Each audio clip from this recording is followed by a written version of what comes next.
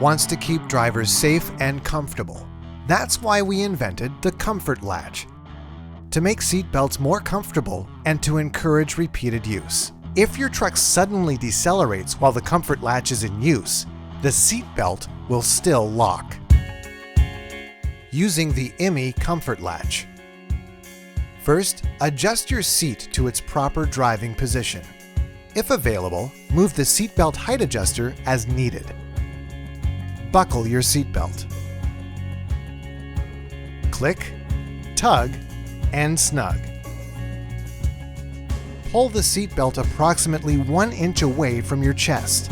An easy way to measure this is to place 2 fingers between your chest and the belt while leaning back in your seat.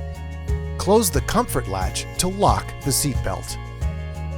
Be sure you don't have more than 1 inch of slack when using the Komfort Latch. A seatbelt with too much slack can reduce its effectiveness during a crash. Always release your Komfort Latch when unbuckling your seatbelt, so it will be out of your way when you enter and exit the truck. Just tug on the shoulder belt or pull down the Komfort Latch lever.